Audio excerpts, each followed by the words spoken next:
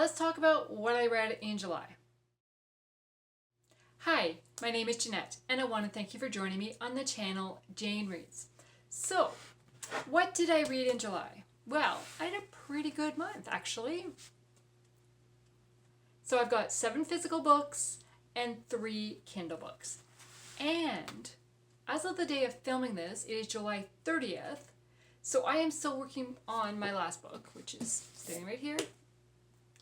And I'm almost halfway through. I'm not quite halfway through, I'm almost.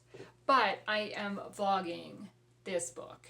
So I'm gonna film this with the 10 books that I read in July.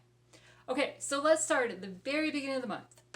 July 1st, I finished True Light by Terri Blackstock. This is book number 3 of the restoration novel. So we are following the same Branning family and a couple of the community members that we met in book 1. And this time the focus is really on Mark and kind of how dark the community has turned and how people have really turned on each other and the criminal side of people have really come out. And yeah, it's dark. There are some very dark moments that happen in this book. And I don't mean like because there's no lights on. I just mean like the evil inside people. So this is definitely was not my favorite of the series, but I really like Mark. And the more I get to know him, the more I like him. There are, as I said, there's some disturbing, dark stuff that happens throughout this one, and references to horrible living conditions and things happening. Like it just, yeah, I do not want to be living during this kind of incident that's happening. But I liked how Mark leaned on God during these trying times and turned to him and kind of turned the other cheek and showed love to those who were not showing love to him. So I did give it 4 stars because I really liked the faith message in it and the message of what Mark learned from God, like about God, and show the Christian attitude to other people. I will be continuing the series. I just have not picked up book 4 yet. Okay, then the next book I finished, I also vlogged my experience with this book. So I will link that vlog below. And that is Loyally Luke by Pepper Basham. This is book number 3 of the Skymar series, and we are following Luke, who we met in book 1. I don't really want to say a lot about this book because it is book 3, but so Luke has traveled to Skymar to work construction on a couple buildings, and he meets a female who he doesn't know exactly who she is. He thinks he knows a part of her, but she has a secret that she's keeping from him. And as things develop, that secret is revealed, and how is Luke going to deal with that revelation? It really felt like I was reading a Hallmark movie script. And it's kind of like every Hallmark movie trope thing that could happen happened in this book, is really what it felt like. And it was just a little bit over the top for me. So I gave it 3 stars. It was too much for me. But I did really like the connection with the siblings that we see happened in book 1 and book 2 as well. And so we kind of get glimpses into what's happening with Penelope now, what's happening with Izzy, and the text messages back and forth. So there were some really funny moments that happened. It was just too much of a Hallmark type movie for me. Okay, then I read a novella collection, and that is Protecting Tanner Hollow by Lynette Eason.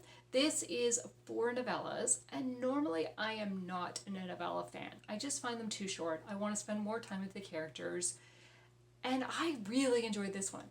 And I think the reason I really enjoyed this collection is the first couple, the first two characters that we meet in story number 1, kind of him especially carries over in all 3, like the other 3, because they all take place in the town of Tanner Hollow. And so Nolan is the main male character from the first story, and he is very active in all the other 3 stories. So because of that, then we get updates with his relationship with the female character from story number 1. And I think that's what really made me enjoy this novella collection more than I do most novellas, because a lot of novellas, you meet the characters and then they're gone. And this one carried over. And even like the characters from story number 2, the main male character was in story number 1. The main female character in story 4 was mentioned in story 2. Now, and I feel like story 3, he was mentioned in one of the other ones, but I could be mistaken on that. But yeah, so there was interweaving between the characters and the stories. Now, this is a romantic suspense book. Story number 1 especially, which is Lethal Homecoming, had some scary moments in it that I was reading this book in bed, and in the dark. I mean, I had my nightlight on, right? Like my lamp on. But it was at night and I was reading it, and the main female character, somebody comes into her bedroom at night while she's sleeping. Yeah, not a great time to be reading that book with that incident happening. So there were some moments that maybe I should put this down and try it again later. But I really enjoyed this one. So I gave it 4 stars because, again, I would have liked to spend more time with the characters, but, it's a novella collection. So I do recommend this one. So then I read Shattered Rose by Tammy L. Gray. This is book number 1 in the Windsor series, and it is set on the campus of Windsor College, I think is what it's called. Now, I will say I am not the target audience for this book. This is a young adult contemporary romance, and the main characters are college students. And so Avery moves into this dorm apartment with Izzy, and she's just been assigned, and Izzy's her roommate. She has never met her before, and Avery is described as being very shy, very unsure of herself, not comfortable in her body, possibly dealing with eating disorder. And then she moves into this apartment and meets Izzy and her cousin Jake. And Izzy is just comes across as a very popular girl, kind of into the partying scene and stuff like that. And then within that same evening, Izzy invites Avery to go out to the bar with them, and Avery agrees. And that just did not feel true to what we've just been told about Avery, that she would do this. And then things just kind of keep going. There's a lot of drinking in this book. I was shocked at the amount of it. Yes, they are young college students, not making the wisest choices, and there is a lot of physical, open door type scenes, nothing that goes... There's no open door scenes, but there's scenes that were very, very close to being open door scenes. A lot of physical kissing that went beyond basic kissing and touching, and yeah, I was very uncomfortable at times and was how is this a Christian fiction book? But then there is a character that is introduced who is a Christian and is trying to witness to these characters and show and does really kind of preach, but then some of their actions don't match what they're saying.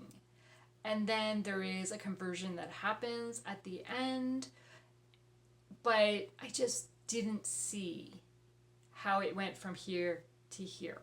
Like, the character doesn't believe, and then all of a sudden they do. But what made them? I did not follow that. I gave this book 2 stars. I did not enjoy it. There was just way too much alcohol, partying. And I mean, it does show like the negative effects of that. So maybe as a young person, but then there's way too much physical. So I wouldn't recommend it for that. Okay, so then I read To Steal a Heart by Jen Turano. Don't know if I said her last name right. This is book 1 of the Bleecker Street Inquiry Agency series. And so we meet, what is her name? Gabriella and Nick. So we learn that Gabriella is living at a boarding house, and she's kind of gone undercover to this party that is happening at a wealthy home. And what's her motive behind it? Like, why? And then she runs into Nick, who was a childhood friend. They haven't seen each other for a number of years. And then Nick seems to be having something that he's hiding as well. And maybe he shouldn't be at this party. And it was like, what's going on? So I really enjoyed kind of the spy type aspect of this, trying to figure out, like, are they good guys? What's their motive behind? Or are they thieves? Like, what is going on? Like, I really enjoyed that aspect of it. And then we've got, so Gabriella is not part of the wealthy society, and Nick apparently has become part of the wealthy society, but he's still not really a part of the wealthy society. And so he doesn't turn his back on Gabriella just because she doesn't have money. She works and stuff and lives at this boarding house. And so he wants to rebuild the friendship with her. And I really enjoyed watching the two of them interact. But then there's side characters in this book, like the other ladies at the boarding house, and somebody that Gabriella works with, and just a couple, like a Pinkerton agent, and somebody else. And there's a few different side characters going on, and those side characters definitely added to the story. There are some really, really funny moments throughout this. And then it turns out that the Bleecker Street Inquiry Agency becomes kind of a private eye type company, and people come to them to help them kind of solve problems or look into things for them. So then the ladies take it on, and so there's a few different cases going on that we're following, and I really enjoyed it. I really enjoyed this. But there was a couple side characters in this that I want to spend more time with. And knowing that this is book 1 of a series, but I don't know, I haven't read the back of books 2 and 3, so I don't know who they follow. So in this book, I was constantly like, I wonder if so-and-so will get together with so-and-so. And will so-and-so get together with so-and-so? Like, I was like, So I really enjoyed that aspect, so I'm excited to pick up book 2 and see if any of my guesses are right. So yeah, I really enjoyed this one. I gave it 4 stars. Okay, then I decided to participate in Jane Austen July, and I read Emma by Jane Austen. So I read this one and listened to it. I combo read it.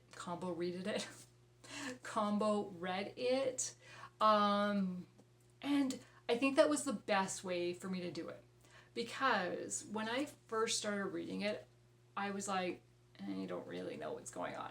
And I've seen quite a few movie adaptations of this, so I knew the basic premise of the story. But then I'm reading and I'm like, I don't know. But then as soon as I switched to audio and was listening to it, I'm like, okay, I'm following it much better. Now, there was times that I still went back and just read, and as soon as I finished the book, I put on one of the BBC adaptations and watched it. just to kind of make sure I'm fully following. There are a lot of dialogue in this book.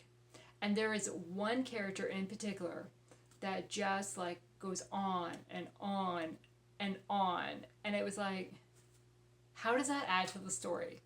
Like, this book is much longer than it really needs to be. Much longer than it really needs to be. Now, after finishing this, I really want to watch Clueless again. I know it's not a true adaptation, but I just really want to watch it. Because there were scenes in this, especially near the beginning, I was like, yeah, I can see that. Being like, I was tying it to the Clueless movie. So, yeah. I did give it, I gave it 3 stars. Because, as I said, it's long. And there were things in this that, I hadn't really clued into from the movies. But Mr. Knightley is quite a few years older than Emma. And some of the things was like, that would have made me a little uncomfortable. And then, there's Mr. Knightley, and then there's the brother-in-law, Mr. Knightley. And I'm like, yeah, okay. That kind of bothered me. Yeah, so that was Emma. But now I have read a Jane Austen. This was the very first one I'd ever read. Okay, then I finished the series. I read The Solid Grounds Coffee Company by Carla Laureano. This is book 3 of the Supper Club series. And in this one, we are following Anna, who is the one that's in public relations. And we have met her throughout books 1 and book 2. So book 1 focuses on Rachel, who is the chef of the friend group, and book 2 follows Melody, who is the baker of the friend group. And then we've got Anna. And then we are following the guy character in this one, who is friends with we meet him in book 1, because he's friends with one of the characters from book 1. And then, but we don't see him in book 2, and then he comes back in this one, and we kind of find out what's been happening since we saw him in book 1, and kind of what leads him to where he is here. And I really liked him. I really liked Anna too, but I really liked him. And kind of we see kind of growth. He's made some bad decisions and he's trying to change them. And his parents have money. And he could just live off his parents' money or follow their... But no, he wants to pave his own path. And he is working hard. So he is trying to start this coffee company. He has bought a coffee farm. And so he's trying to start this coffee company to sell the grounds and stuff. And he enlists Anna's help to kind of figure out all the business side of it. And because of what's going on with Anna, she is able to help him through that. And it was interesting, and I learned a lot more about the coffee process than I ever knew. And I'm still, wow. I was kind of I knew, it's not like coffee just automatically shows up grounded in my bag, right? I knew that. But it had to be grown. But then it was what happens after that? And how does it get from, becomes beans and then becomes, and it just, I didn't know the full coffee process. And I am a basic black coffee drinker. Sometimes I'll add cream, but usually black coffee for me. So I don't go for, I don't drink cappuccinos, and I don't go for lattes or anything like that, right? So I was there's a couple of references to specialty type coffee, and I'm I have no idea what that is. No idea. But, so, there's a lot of coffee in this book, though. I don't need all the specialty coffee. And I loved the friend group. I loved spending time with these 3 ladies again and just seeing how they supported each other through this. There is a secret revealed in this one that I was how did we not know that? I felt like we'd gotten to know the characters fairly well. And then it's what? Yeah. So, what else do I want to say about this book? there is a third act conflict that happens in this one. And that, like, kind of really rocks the possible relationship. And that did not need to be in there. Yeah, did not need to be in there. Yeah. Okay, so not only did that situation bother me, but then as it's wrapped up, it just was wrapped up so quickly. And then all of a sudden we jump a few months and we get kind of where the book started was building up towards something, and then all of a sudden it's happening. And then, like, kind of the friend dynamics are changing a bit, right? Because now they're in romances. It is a contemporary romance series after all. So things change, and I'm just like, yeah. I did not like the ending. That's all. I mean, I like the characters. I just didn't like the way it ended for the group of characters. So I give it 3 stars. This was my least favorite of the series. I think book 2 was my favorite. Yeah. Okay, then I had an advanced reader copy of Beyond Ivy Walls. This comes out, I want to say August the 13th. I'm not 100% sure on that. But mid-August anyways. This is a historical fiction by Rachel Fordham. And it is summarized as being a Beauty and the Beast kind of retelling. It is set in Iowa in 1903, and we are following Otis Taylor, who his family was wealthy, or is wealthy, but he has lost his father and his brother, and so he returns home to deal with the estate.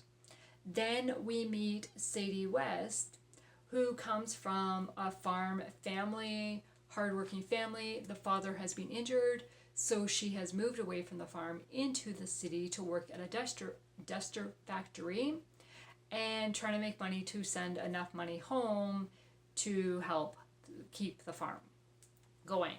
But because of that, her living conditions aren't great, and Otis and Sadie happen to meet, and kind of things develop. And we know that, like, Otis comes across very rough and grumpy, and I mean, he's definitely the Beast character in the story. And we also learn that Otis has some physical scarring that keeps him away from people, and he is dealing with a lot of hurt, and he wants to stay on the outside and doesn't want anybody to get close to him. And Sadie has a very positive outlook on life, is very friendly, trying to be nice to everybody, and tries to, like, show him that not everybody is going to react the way he thinks they're going to react. And just the way that she is so great with him and supporting, and the way, like, she is writing regular letters to her sisters back home, and I loved Sadie. I really did. And you really could feel Otis's pain and his struggle to kind of, like, yes, he says he wants this, but does he really, is that what his heart wants? Or does he want this? And could his life improve? And you really felt the struggle. And then there's a little mystery going on as well that they're kind of working through. And with that, there was 2 possible outcomes that could happen, and both of them are going to leave somebody hurt. No matter which way it went, somebody is going to get hurt. And it was like, I didn't know which one I wanted to happen, because they were both, like, if it went this way, it was good for this person. If it went this way, it was good for this person. And there's a person, like, that's kind of in between the 2, right? And no matter which decision was made, it was going to be good for this person. But then this person, if this person went here, it was going to be sad for this person. If this person went here, it was going to be sad for this person. Like, yeah. And I didn't know which one I was rooting for. Like, what a tough decision that was being made. Tough.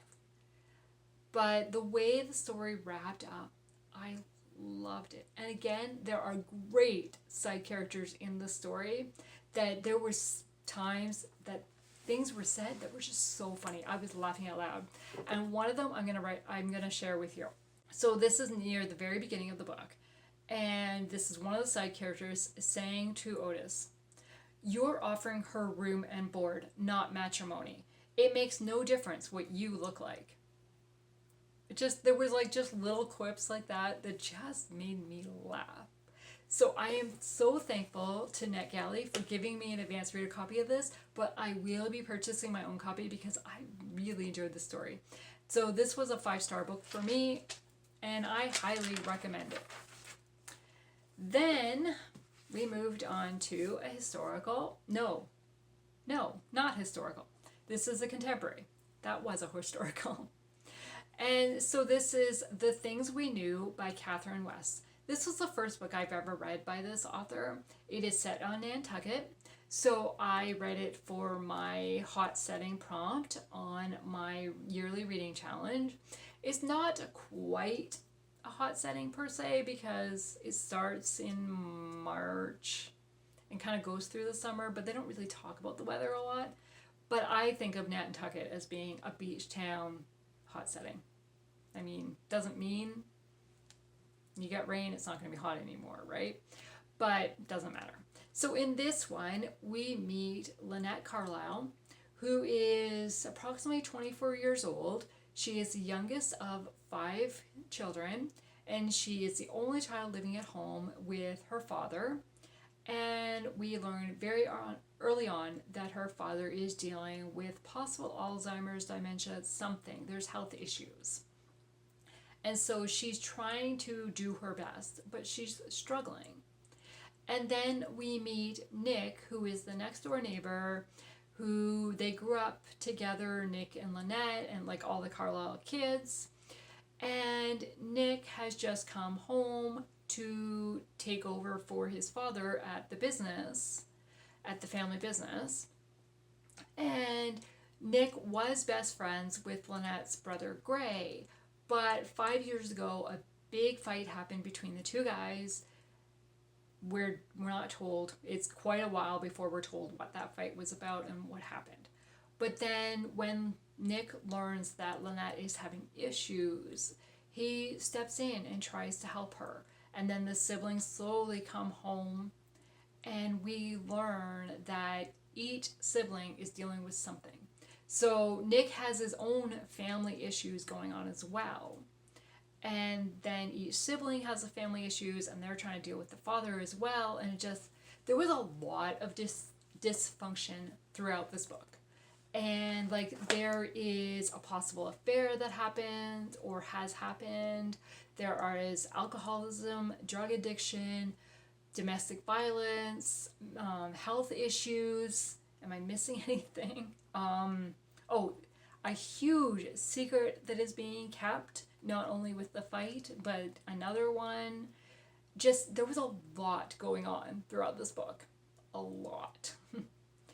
And even though like the relationship between Nick and the Carlisle family is strained, Nick is trying his best to help the family kind of work through. And I mean, he really could just focus on his own family stuff that's happening, but no, he sets it aside to try to help his family as well as help the Carlisle family, which I really appreciated. There are at least 3 points of view throughout this book. We're following Lynette and Nick and then one of the siblings. And I think maybe another sibling point of view comes up at one point, but there is one kind of primary. And I felt like we're trying to figure out what happened. What was this thing that they knew that they didn't all know? What is the major secret that is being kept? Who knows about it? Who doesn't know about it? Is it going to be revealed? And what's going on with the dad? And so I was very invested in that and wanting to know and trying to figure it out. But then there's all this other stuff going on, and it's like, it was way too much in like one book. This definitely could have been a series. This is a standalone. It could have been a series because you could have followed a couple of the other siblings and get to know, and you could get more depth of it. And then like the secret is revealed, and then it's like, well, how is that dealt with? And it felt like the secret was revealed in the last like third of the book, and then all of a sudden it's wrapped up, the book's done, and it's like, but how did she respond to that? Or how do they deal with that now? I did not like the ending. So I gave it 3 stars because yes, I was invested for a good portion of the book, but the ending ruined it for me. It wasn't for me. Okay, and then the last book I'm going to talk about is Checked Impressions by Carolyn Miller. This is book number 3 of the original 6 hockey series. And this time we are following Jay, who plays for the Chicago Blackhawks, and Allie, she works at an art museum, like a tour director of public relations. She gives tours at the museum. I know she does more than that, but yeah. And so I went into this thinking, oh, I'm really going to enjoy this, because I have enjoyed books 1 and book 2 of this series. And the way that these 2 characters initially meet was so funny. Like, it was really entertaining. But then I just didn't feel the connection between the 2 of them. And I struggled to get to know kind of really both of them. And just as I was kind of like starting to really connect with the characters, I kind of, okay, I'm going to root for this relationship as things progress. And then Jay gets into the playoffs, and the playoffs start being described and stuff. And there was details that were just incorrect that bothered me, because I'm like, if you're going to use real NHL teams and talk about like the divisions and conferences and stuff, maybe you should get your details correct, because that team wouldn't play that team. And then like there was a number of teams mentioned, and like kind of the rounds of the playoffs and stuff, and I'm just like, yeah. That I know it's a little thing, because I mean, really, in the end, it doesn't really have anything to do with the character relationship story. Like, like, does he win the playoffs or does he lose the playoffs? That doesn't really, doesn't matter what team they play to get that same answer, right? But it bothered me. If you're going to make sure the details are correct. Especially if you're going to use, if you don't want to ensure that, don't use real teams. Yeah. But I think that's because I'm a hockey fan. I'm a big hockey fan. And yeah, as soon as I read it, I'm like, wait, what? No. Yeah. And I mean, the same issue arose in one of the other books. I think it was in book 1 for me. So, yeah. Okay. And I also felt like the ending just left it unfinished. Now, knowing from book 1 and 2, the characters do carry over a little bit into the next book. So I assume characters from book 3 are going to carry over into 4 and 5. 6. Is it a 6-book series? I think so. So I think they're going to carry over, but I'm still like, I would have liked a little bit more wrap up with their relationship. And again, there's kind of a 3rd act breakup that happens that really could have been avoided if Allie had just shared with Jay. Yeah. But there is definitely faith in this story. They talk about it, and kind of, it really makes you think about worship of hockey players, or sharing. You think you know that player from what you read online, what you see in the media, things like that, right? But do you really know that player? I really liked that aspect of the story. And I do have a quote to share that talks about your, living for God, living for yourself, and not living for others. So the quote is, We'll never be able to control what others say, and trying to live according to others' opinions is a surefire way to insecurity. So it's kind of like, be comfortable with yourself. Don't worry about other people's opinions. So I did really enjoy that. But this was my least favorite of the series. I just didn't connect with these characters the way I wanted to connect with them. And then the little details just bother me. So I did give it 3 stars. So those were the 10 books I have read this month, or in July, because you'll be seeing this in August. And what was my favorite of the month? Beyond Ivy Walls by Rachel Fordham. Historical fiction set in Iowa, early 1900s, and just kind of showing God's love to others and feeling comfortable with who you are. I really enjoyed this book, and that is the one that I would recommend picking up. And that is the one I will be picking up as soon as I find it. I want to thank you for taking the time to watch this today. And have you read any of these books? Or are you interested in any of these books after hearing my opinion? I'd love to chat in the comments below. I want to thank you for watching my channel, and I would love it if you would like and subscribe and stay tuned for future videos. Thank you. Bye.